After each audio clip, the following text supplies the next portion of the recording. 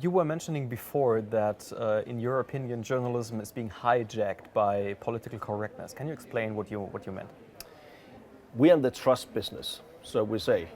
But if we do surveys in Denmark, or I guess also in Germany, our profession, journalism, comes close. We're probably between car dealers and real estate agents, maybe a little above prostitutes, but not much, and among politicians. And why don't people trust politicians? They don't trust politicians because they find there's a gap between what politicians are doing and what they're saying and what they're doing. And why is that a trust meltdown for media, as we see it all over Western Europe right now?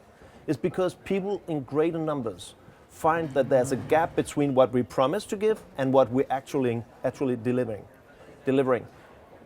And the problem is, if we should be honest, if we place ourselves in front of the mirror, and sometimes we need to do that, and then be honest to what we see, then we haven't really given people the best obtainable version of the truth, which we promised. We haven't really done that. We have given them the part of the truth that we thought either would sell, that would create click, create a lot of viewers, or some circulation for newspapers, or what we as persons and organizations as an elite think is best for society, for the direction we want the society to take part in. So journalism has been hijacked by people who care more about bottom line than byline, and care more about numbers than they care about impact and the meaning of what we're doing and why we're here. It has been hijacked by activists disguised as reporters who were not going into this business of journalism because they wanted to help people form their own opinion about important matters in society, but who really try to persuade people, to manipulate people to feel the same thing about the world as they do, which is not journalism, it is politics. And then it has been hijacked by the political correct. And we see it in Germany, we see it in France, and we're done for years, and we see it to a big degree in Sweden, and we have seen it in Denmark as well, that the media elite and the political elite try to avoid fueling tendencies in the society that we don't like. We don't like fascists. We don't like things that we think can be just like in the 30s in Germany. We are afraid of some tendency. And in order, and this has created this political correctness, so a lot of media have ignored problems with one of the biggest issues facing our continent for the last 25, 30 years, which is immigration, people coming from different cultures should living here. We have never had a decent debate about that, and the debate about refugees, immigration, has been between two polars. One shouting racist against the other ones, and the other ones being claimed to be completely naive and stupid about the world. We live in one big planet, everybody should come in and we share everything we have. Between those two extremes, the rest of society, including a lot of media, have been dogging and not trying to facilitate a debate about what do we do about it. See the world with both eyes. And for me, that is the crucial thing for journalism in order to restore credibility. We are here to see the world with both eyes, not only to see the world with the eye that we have chosen to see it with. And you mentioned the refugee situation and the coverage. Yes. About it. What would be coverage like that opens both eyes? What is missing right now? We see it a little bit in the American. The US is a very fascinating place, but it's also a scary place to see the tendency that will come to us later. What we see in the American media society is that it is not newspapers, it is viewspapers, it is not news channel, it is views channels. So if you buy into the concept that refugees is dangerous and America should only be for white Christians, you watch Fox News. If you buy into another arguments saying that we live in a multicultural society, everybody should be there, and whatever. You watch MSNBC. So in order to, so you get reassured about your view of the world in that way. And I think that's very dangerous. And for us in Europe, one of the reasons why we have a more educated population is that we have strong public service, which is supposed to be non-biased, supposed to be independent, and try to give people facts about the world in order for them to make up their own mind. What we have done, especially on this refugee thing, I fear, is that we have shot ourselves in the knees. Because in Germany now you have people talking about die Lügenpresse. People don't trust media. And why?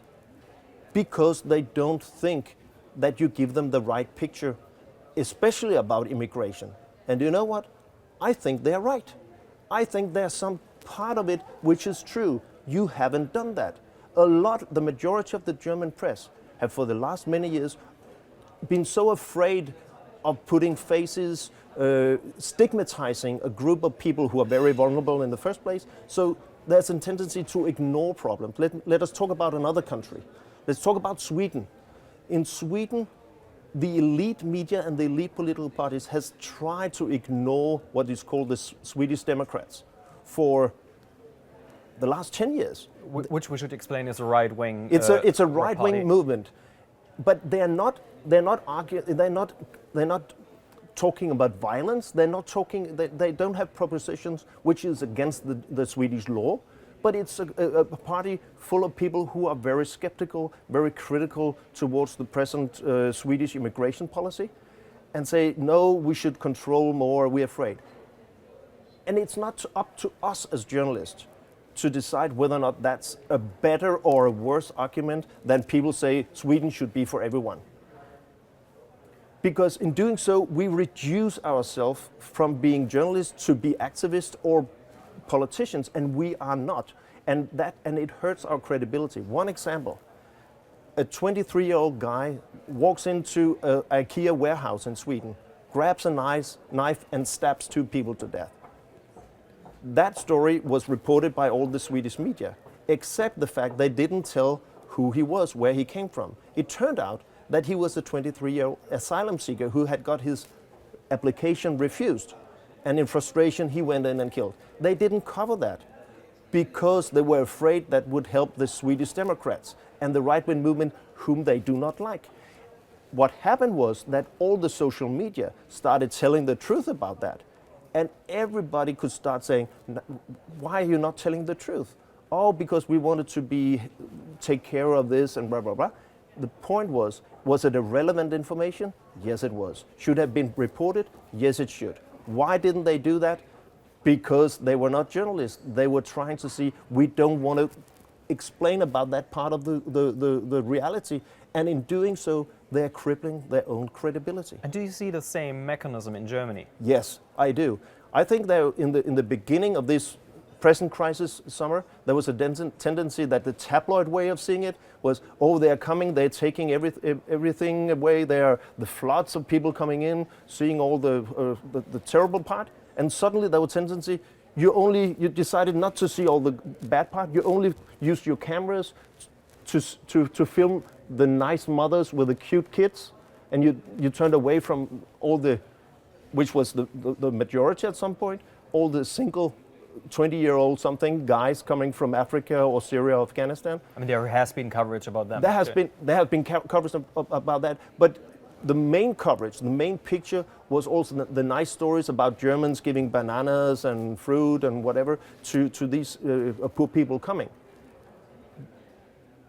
But you maybe ignored some of the problems with it. So my point is that we shouldn't do nice stories. I'm not saying that we should close one eye and open the other one. I'm saying journalism is about seeing the world with both eyes. Give people the best obtainable version of the truth in order for them to make up their own mind. That's what we should do. And if we don't, we lose credibility. And authorities, society needs authorities. Somebody who they can turn to in this very complicated, fast-moving world. Who can we trust? And if journalism shouldn't be providing that. Who will? Politicians are not, banks are not, interest groups are not, and those who shout very loud on Facebook, they are not. So if we don't use that power we have, or that obligation we have for society, to really give them the best obtainable version of truth, not ignoring anything, not the good nor the bad, but try to say, this is the situation, debate it. Then if we don't do that, society, democracy, the public debate will be crippled. If we do it, we have a role in society, and an important one. So what would your answer be if a journalist told you, we got that in Germany actually, that out of the fear, you know, that I don't know, right-wing tendencies in the society could be fueled and made more extreme if we cover the refugee situation more critical. What would your answer be? Join an interest group, or go into politics, leave the profession, or work for a magazine which writes editorials that everybody should be allowed to be in Germany and everybody who is opposes are racist. I mean, work for that. Don't work for public television. Don't work for a newspaper or a magazine claiming to see the world with both eyes and do good for society in order to try to raise the level of quality and knowledge base in society. But this is difficult because we all want to, with the moral standards we have, we want to make the right decisions. Journalism is making choices. What is new, what is old, what is true, what is rumors. But we shouldn't use our power to use our own political viewpoints to filter the world for people. That is activism, or that is political correctness, or that is politics. Journalism is something different and actually much more important for society. And if we don't provide that, who will? So if you try to explain your credibility now, we have open both eyes, we have constructive journalism. We talked about that in a previous interview, so we skip that for now. But there is more. There is also the issue of transparency, right? Yes. And how to deal with complaints and mistakes. Can you explain a little bit what the previous culture was and what it is now?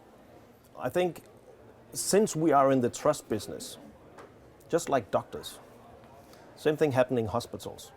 Doctors, they think, my patients, it's important that my patients believe what I say.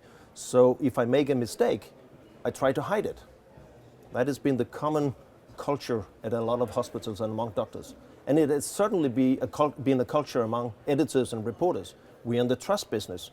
If somebody complains, and we know they're a little right, or maybe even very right, we try to hide it. If we have to be forced, first we hope it goes away, we try to ignore it.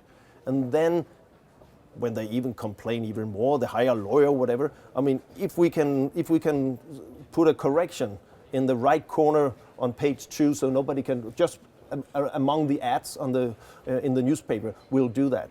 Or in TV, we put it on the web, but on a 300 and page 44, so nobody can find it. So we think it will cripple our credibility if people can see that we make mistakes. But the truth is, the only ones not making mistakes are those who don't do anything. So we must say, we make mistakes. And we try to build a culture where it's okay to make mistakes.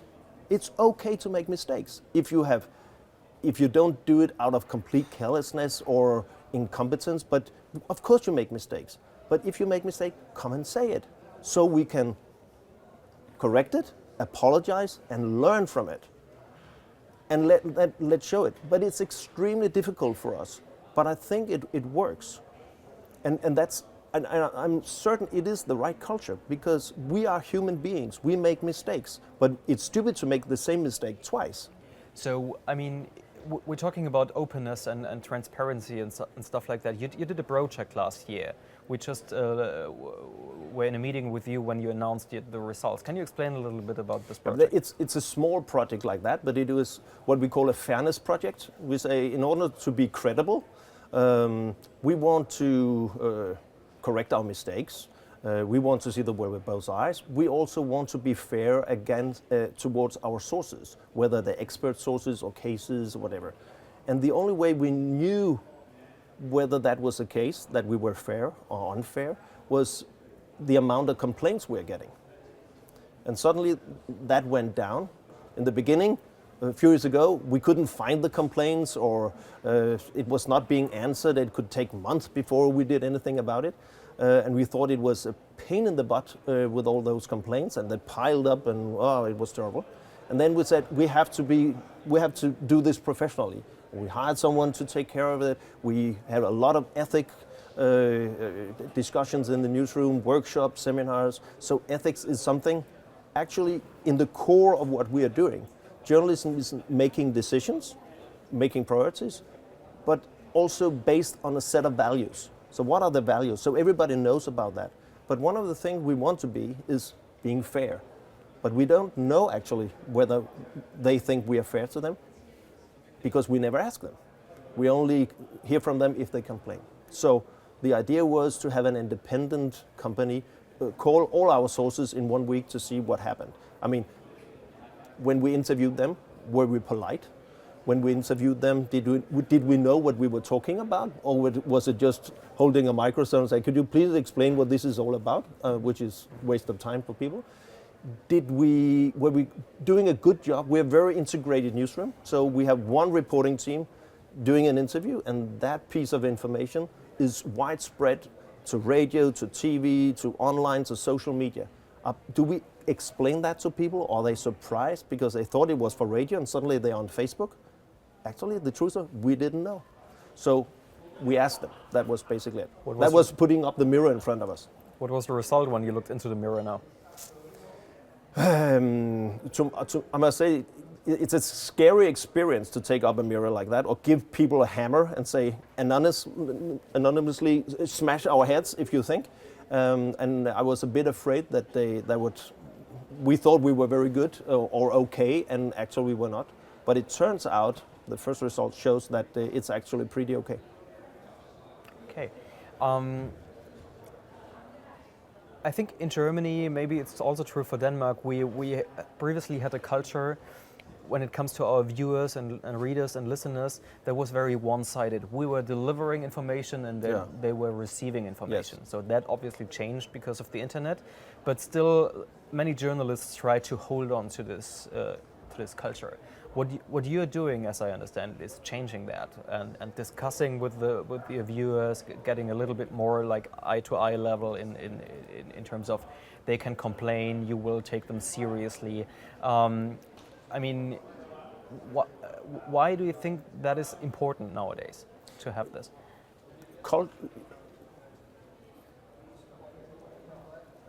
Technology changed the concept of news. So when I was a young reporter working for a newspaper, news was about yesterday, and we printed that in tomorrow's paper or today's paper. That was changed with CNN. They were the first really to adapt to the new technology, which was satellite, so they could report directly from anywhere in the world as the news were unfolding. And that concept of breaking news, reporting live, being fast, is still the main thing for a lot of news organizations, especially in TV. And I'm not saying that's only a bad thing, because of course we should be able to use the technology and use that. What I'm saying is that is not the only role we have, because then we focus only on now and on yesterday. The point is, good public service journalism, quality journalism, should also talk about or facilitate a debate about a better tomorrow.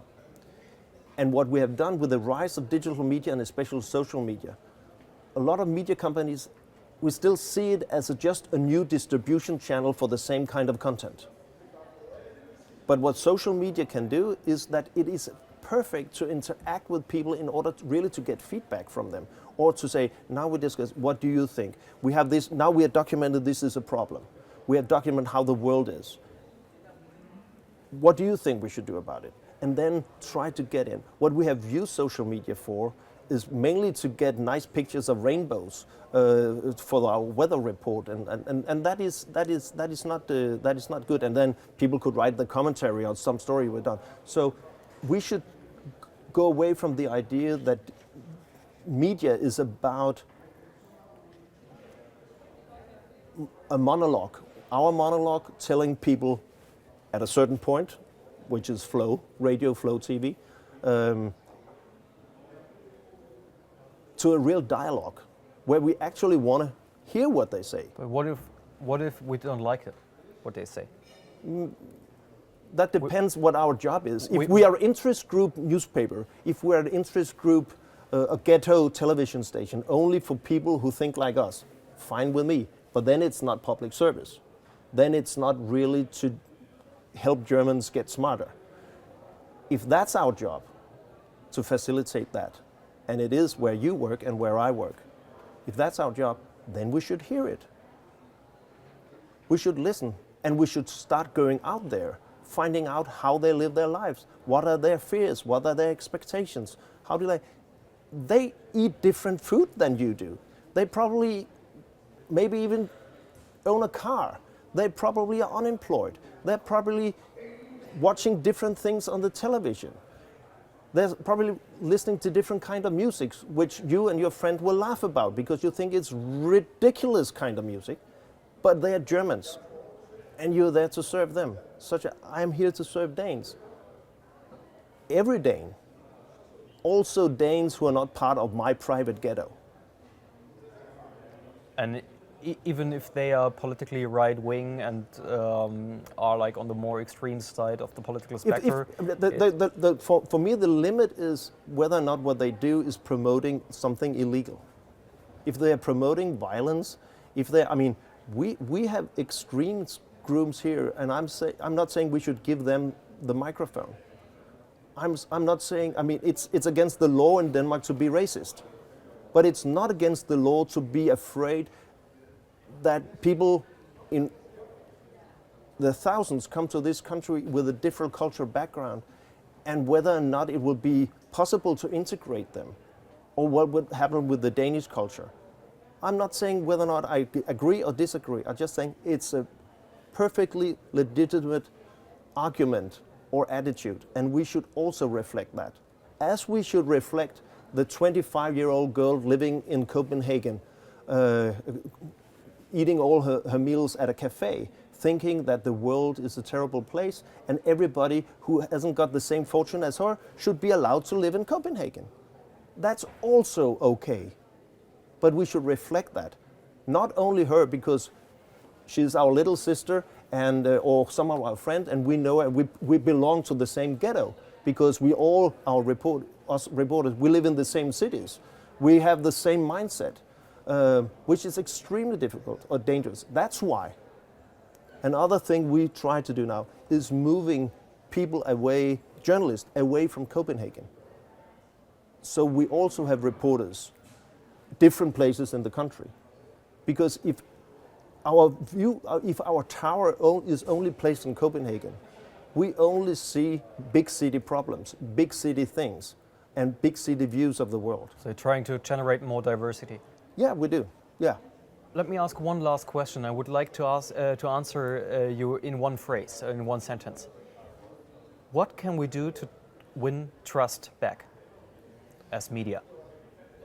Like any company with a product that people are not buying in the same numbers as they used to. It's not about creating a new advertising campaign. You're not winning them back. You have to look at your product. You have to look at what you're delivering. And if they're not satisfied with what you're delivering, it's probably not they who are wrong. It's probably you. So you probably need to change some of the things you're doing. And I think we should do that. There's a great phrase which my daughter once said to me when I was, as a father, talked a lot about which boys not to kiss, which drinks not to drink, when she should be home and who not to sleep with and all that. And at some point she looked at me and said, "Dad, sometimes you ought to listen louder." And listen louder. Fathers, and editors and journalists, we are much better at talking than listening. And maybe we should start listening to what they are saying. And they say, we don't trust you. And we have alternatives. Now I can just go on Facebook, where I get my picture of the world confirmed by my 250 closest friends and all the stories that fit into my view of the world. Very, very dangerous for democracy. But people have alternatives. So if we don't change, they will change. And society will change with it. Not for the better, I'm afraid.